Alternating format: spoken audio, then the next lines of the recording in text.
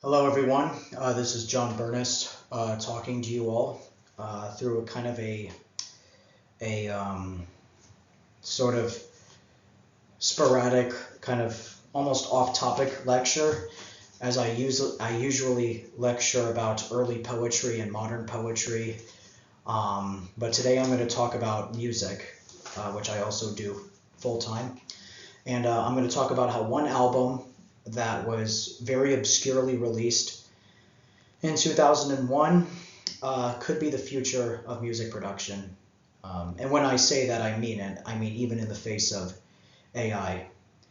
And I can't help but feel I should pay some homage to the creator behind this record we're going to talk about, who goes by the name Cullen Hart, who was a psychedelic pop musician from Athens, Georgia, was part of the Elephant Six movement or collective, which was a scene going on throughout the United States of a lot of young bands from the 90s committing themselves to psychedelic pop music. I think their main emulations, they were trying to aspire up to the Beach Boys and Yellow Balloon, the Beatles, things like that. And he is certainly no stranger to this website, this channel, as he was a guest on my podcast about 3 years ago.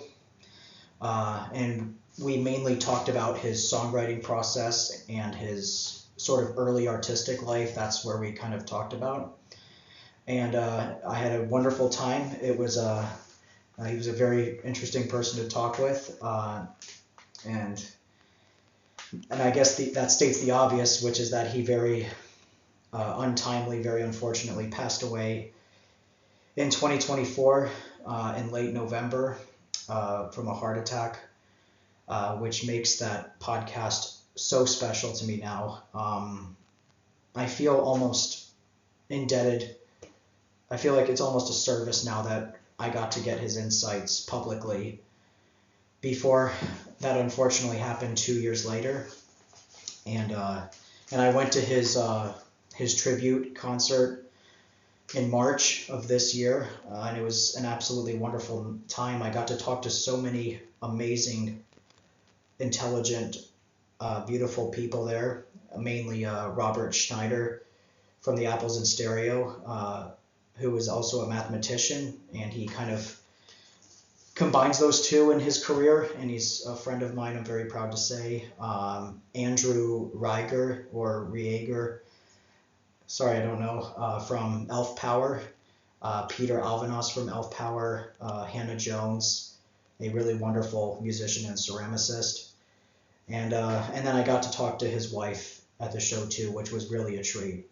It was a really special moment of my life, getting to tell her firsthand my reasonings for getting him on my podcast and why I find his music very important. And then tonight we're going to talk about why it might even be the future. So that's a little bit about him and sort of my vague relationship to him. And I still have the flagpole program all about him, which I picked this up when I was in Athens at a coffee shop. I believe it was Jittery Joe's. I believe it was Jittery Joe's. And I remember one of the writers of this referred to him as a 4-track savant, which was a pretty funny title, and it's dead accurate, it's spot on. But I remember that's a particular highlight from this. And it pains me to do this because I also brought this memorabilia, this book, on when he was on my show. I also have his art program. And now when I look at his podcast when he was on here, I realized in retrospect that the camera was facing a mirror angle. So when I'm showing him my favorite painting from the book, it wasn't actually showing the painting I was talking about. So I'm going to correct that. And my favorite painting from his art book is this one right here, which was, I believe, done with his grandmother. And he even wrote He even wrote some stuff for me on this page, which he wrote a little sort of poem, and it reads, "You dispersed the butterfly sphinx speaker notes." Good old cut up. And he even wrote "Radiate Brother," which I heard was something he wrote to his friends regularly, so that was pretty cool. So we're going to talk about one of his more obscure albums, Inside Views, and why it could be the future of music, and where I got the inspiration from this, because I love talking about the inspirations behind things, because that keeps the human side of it, not the computer side. I felt inspired after taking up chess a few years ago. Still not that good at it. But I remember talking about how randomly generated chess positions, I think they call it chess 960, is going to be the future of chess instead of just memorizing old historical systems. And this might be the closest thing I've come across to a musical equivalent of that. Which was really quite a treat when I made that connection about a couple of years ago. So yeah, we're going to talk about the generative features of this record. So what does generative mean? A generative system is like an algorithm that maps out input, call it a seed of recorded material, into a multitude of outputs. And here the algorithm is very simple on this record, which is just change the order. So I'm overdue for this. Let's continue to the actual points. So change the order. The input of this album is entirely consisted of the band's own prior tracks and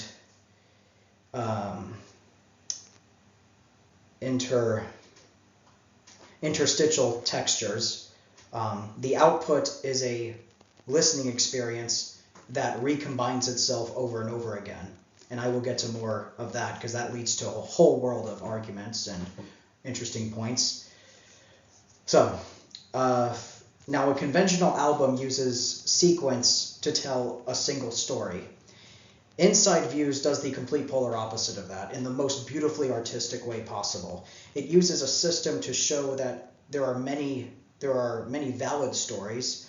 So what we'll explore more is not another layer of production tricks, which Will was also a genius at, but it might even eventually lead to a shift in authorship. And I'll get to more on that. From composing a linear arc to composing a wide universe, a space of possible arcs. And once you see it that way, the interesting question is no longer what track is coming next, but what features persist regardless of what's next. And that's where this record becomes analytically and intellectually very rich indeed. If we treat order as variable, what happens to the perception? In a fixed sequence album, which is 99.99999% of all albums, your auditory memory glues sections or songs together. You learn the route by landmarks, and when we shuffle, that route dissolves, and the ear naturally blocks off to fundamentals. In other words, the recognizers that fire first are texture, what the sound is made of, motif, the recurring cell, the recurring elements of music, note, chord, and contour, which is the shape and the motion of it. And maybe I could highlight this using a much more simple model. Imagine a short guitar smear followed by a granular drum hem. In one order, the smear is a pickup, and in another, it's an after image. The identity of the music can't rely on adjacency anymore, so the brain elevates invariant features, timbre, intervallic habits, envelope curves. Particularly, this trains intuitive understanding of music rather than book understanding of music. You stop anticipating a chorus at a timestamp, and you start recognizing the grammar that makes a chorus feel like a chorus, even when its neighbors change, like even when the verses change, when the bridge changes. And that's the pedagogical value here, is that shuffle acts like a microscope for musical DNA. Next, and this gets really interesting, consider what repeated shuffles do over time. Each replay resamples transitions. Occasionally, two fragments align with uncanny logic. An echo falls exactly where a phrase needs punctuation. A bass entrance reframes a prior texture as a verse, and those are very emergent hooks. This matters because it converts passive listening into low-friction sketching. If you write, you already know the purposes. You already know the value of a surprising hinge, a place where one idea leads to the next. A shuffle-based record manufactures hinges. You can jot a line that rides that accidental cadence, sing a counter melody against a loop you hadn't noticed yesterday, or capture a 2-bar seam that behaves like a chorus. No special tools and intellection is required for this, just pattern detection, which is intuitive in all of us. In effect, the album is a non-AI prompt generator. The audience drifts quietly and legitimately towards co-composition simply by pressing play again. So in a sense, the audience becomes the artist, especially if they highly derive from the elements of whatever loops and whatever interesting qualities they find in the reshuffles of whatever record is playing. Covers usually come with a implicit contract, honor the canonical structure, but if the artifacts itself refuses a single route, fidelity can't mean play the map, it has to mean play the method. For inside views, that method is modular. Treat motifs as units, sequence as variable, and development as local. So a live version that stretches, so if they were to do this album live, it stretches a interpositional drone, maybe loop in a groove, and then pivot to a cadence earlier that is not deviant. It's faithful to the governing idea. This nudges performers into a stance familiar from jazz heads and live electronics, and compose the set in real time, but instead of a much more computational approach like jazz and electronic music, it's actually from shared material. So it's almost like a living sound collage, which Will and pretty much all of the people in Athens were heavily influenced by. The work's identity is conserved at the level of sonic vocabulary and behaviors, not at the level of a single fixed timeline. Particularly, this gives players permission to own the material while still playing the album. Because even if they come up with their own elements of this album and then play it live, it still really will be no evidence that it's derivative until the album reshuffles and plays that exact same version of it, which, if you guys know mathematics and Poincare recurrence, could take thousands and millions of billions of years. So, from the artist's side, a useful way to visualize this is as a small state space. The corpus, stems, textures, interludes, is fixed.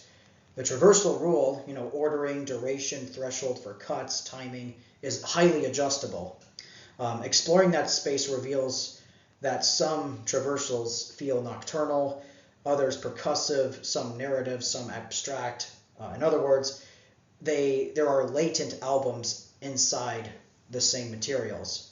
And it's much more heavy, it's much more deep than just remix aesthetic. You're not just polishing the same statue, so to speak. You're sculpting by path. Shift what opens and closes, extend a hinge, demote a former centerpiece to connective tissue, and the emotional thesis changes, but the tools do not. In practical terms, this is a generative workflow. One production phase seeds several coherent releases without descending into self-copy. The boundary between editing and composing is highly blurred, and the next project might already be hiding in the current one, waiting for a different initiary. So it is actually possible, using the techniques that Cullen Hart used in Inside Views, for if a child is born and let's say they learn DAW software and make a whole album at the age of 12, they could, in theory, and if it's long enough, I would say 35 to 40 minutes like most albums, they could, in theory, make new albums forever, just from one thing they recorded when they were 12 years old. And it can go on until they're 80 years old, and they'll still be making more music from that one album they recorded when they were 12. So it's very interesting to think about, in my opinion. So to wrap up, so I think we should restate the model. So let's think of an album not as a list, but as a procedure that maps material to experience. Inside Views picks a minimal procedure, shuffle, and then takes it highly seriously. And the insight is that small algorithmic choices can reassign authorship if done to the extreme. The artist curates the grammar, the listener completes the sentence. So why is this interesting? Because it shifts skill on both sides, both the audience and the artist. Listeners get trained to hear fundamentals, not theory, not existing songs. So to put it as simply as possible, they learn music by their qualities, not by their essence. So they get trained to hear fundamentals like texture, motif, contour, without leaning on a fixed system. Performers get a built-in license to reinterpret constantly for as long as possible, because variability is part of the definition. And artists get a compact, a generative toolkit, whether intentional or unintentional, I don't even know that. And then define a corpus as a rule, and you've authored a space of records, not just one record. So when we press shuffle on this album, we are not surrendering the form of the original album. We are actually, as the audience, participating in the album itself when we commit to the act of reshuffling it. And that's the modest or not so modest.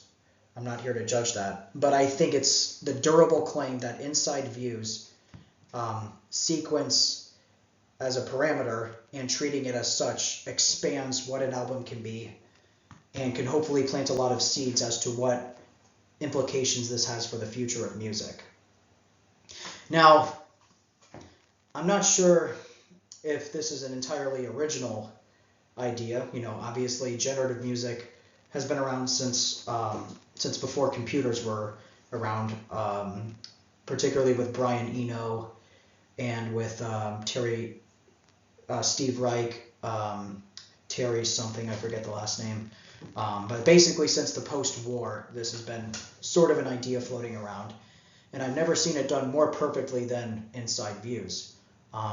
Literally taking a canonical album, not just an album that nobody's heard before that was intended for reshuffling constantly, but a canonical, pop album that you put out for the masses, And for your next album, you just decide, why don't I reshuffle the album and that'll be the album? But then it doesn't stop there. Then the audience decides, let's shuffle this, and then it just blurs everything. It blurs authorship. It blurs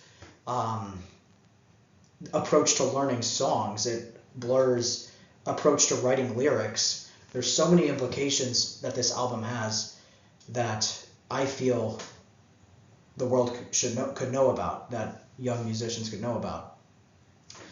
And lastly, I have to put this last thing.